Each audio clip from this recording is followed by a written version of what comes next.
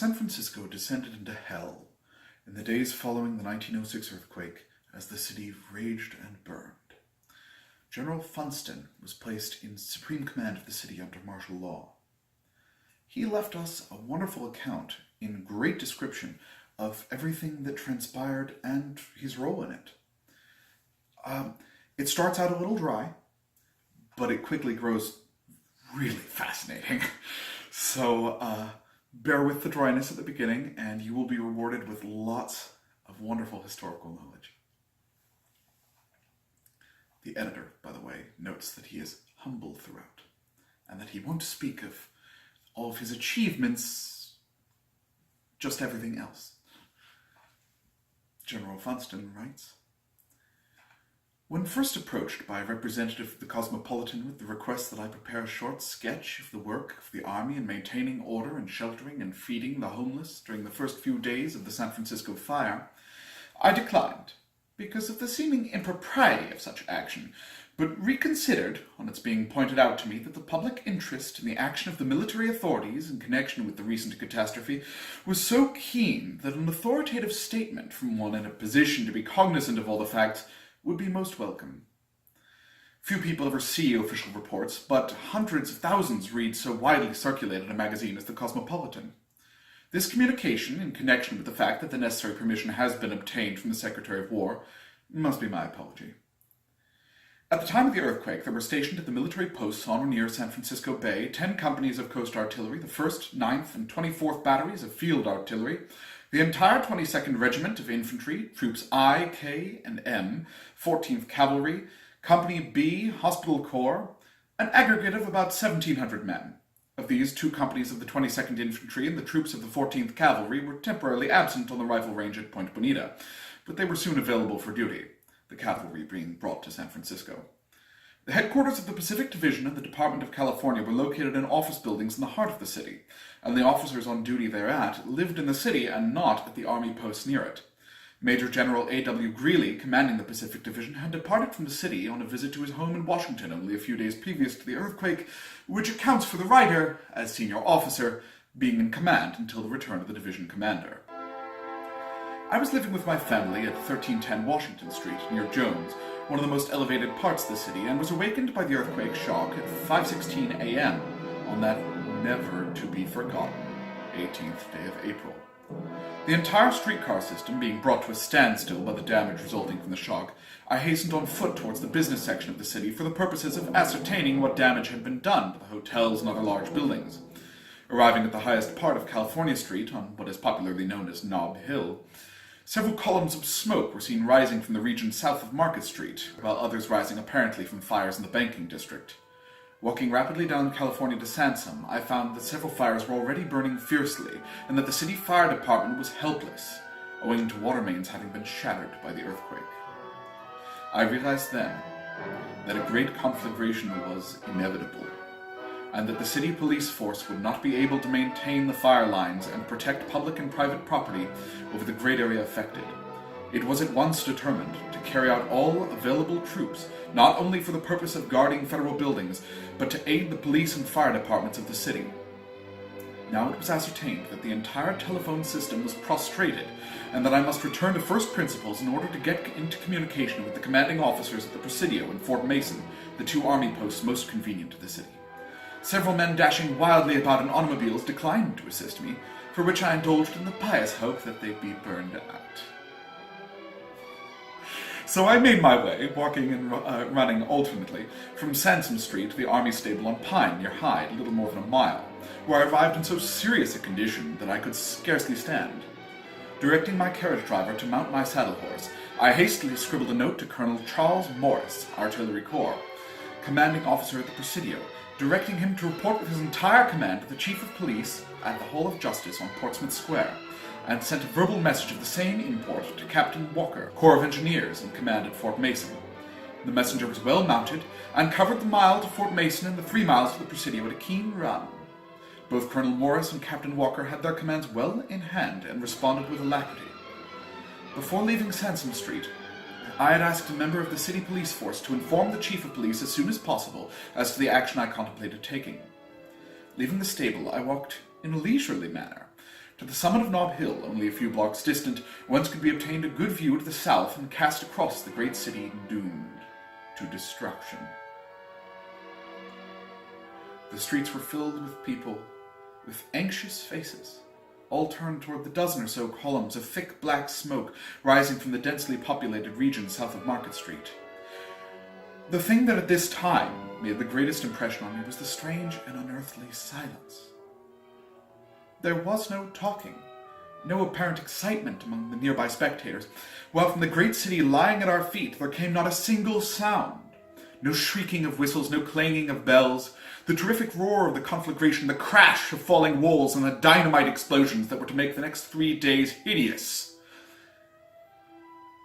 had not yet begun. It was a beautiful, clear morning, with no wind, and the sinister column of smoke mounted 1,000 feet in the air before they were dissipated. Probably none of the people who watched the imposing spectacle on that occasion would have believed that within 36 hours the spot where they stood would be a maelstrom of fire. Walking now to my home, only 4 blocks distant, I had a cup of coffee and gave a few hasty instructions to my family about packing trunks and leaving the house so soon to be destroyed. From here it was a walk of 15 minutes to the Field Building, the headquarters of the Department of California, where I found awaiting me several officers of the Pacific Division of the Department of California. Market Street was full of excited, anxious people, watching the progress of the various fires now being merged into one great conflagration. A few moments before 7 o'clock there arrived the first detachment of regular troops, the men of the Engineer Corps at Fort Mason. They were greeted with evident will by the crowd, and made a fine impression with their full cartridge belts and fixed bayonets. They had marched from Fort Mason to the Hall of Justice, where they had been reported to the Chief of Police, and were now being distributed along Market Street, 2 to each block, with instructions to shoot instantly any person caught looting or committing any serious misdemeanor. Their presence had an instantly reassuring effect on all awe-inspired persons. It was considered most desirable to bring to the city at once the battalion of the 22nd Infantry stationed at Fort McDowell on Angel Island in San Francisco Bay. All telegraphic communication being cut off, the large army tongue Slocum was dispatched to that fort with verbal orders to Colonel Alfred Reynolds to embark his command at once, land at the foot of Market Street, and march to the Phelan Building. In the meantime, the clerks and messengers who had reported for duty set about saving the records of the department in the offices on the 4th floor. As fast as the records could be brought out, they were placed in a wagon for transportation to Fort Mason. About 8 o'clock a.m. there came so severe an earthquake shock that I directed all attempts to save records and papers cease, not deeming them of sufficient importance to risk the lives of a dozen men. Before this time, however, troops from the Presidio began to arrive. Cavalry, coast artillery, armed and equipped as infantry, and field artillerymen mounted on their battery horses. Abundant use was found for all the troops at our disposal, for the conflagration within a mile front was rapidly eating its way into the heart of the city, and the streets were black with tens of thousands of people who were kept at a distance of 2 blocks from the fire by strong detachments of troops. Before 10 o'clock, the troops from Fort McDowell and Miley had arrived, and there were now on duty about 1,700 regulars. They were used in various ways, guarding the people, the sub-treasury, and the mint, patrolling the streets to prevent looting, maintaining fire lines, and taking a hand at the hose wherever there was sufficient water pressure to enable the firemen to accomplish anything. While not acting under the orders of the officers of the police and fire departments, the officers of the troops consulted them and complied with their wishes in every possible way. There was absolutely no friction. In the meantime, dynamite had been obtained, and there began the series of terrific explosions that was to shake the city for the next few days. The amount of dynamite available in the early hours of the day was too small to accomplish much, but a tug was obtained and a number of trips made to the works of the California Powder Company at Pinole, the tug returning each time laden with explosives. I doubt if anyone will ever know the amount of dynamite and gun cotton used in blowing up buildings, but it must have been tremendous, as there were times when the explosions were so continuous as to resemble a bombardment. Most of the work was done under the instructions of Captain Coleman and Lieutenant Briggs, Artillery Corps, USA, who, however, ascertained the wishes of fire and police officials as to the buildings to be destroyed. In this work, Lieutenant Pullis of the Artillery Corps was very seriously injured by a premature explosion. While frame and old brick buildings were reduced to piles of rubbish by these explosions, the modern steel and concrete structures remained as impervious to the heaviest charges as they had been to the earthquake. I had several times during the day been in consultation with Mayor Schmitz and Chief of Police Dinnan at the Hall of Justice, which was the headquarters of the city officials until forced out by the approach of the conflagration. At the last one of these conferences, it was arranged that during the night the regular troops should patrol the wealthy residence district west of Van Ness Avenue, in order to prevent robbery or disorder by the vast throngs being driven thither by the progress of the fire.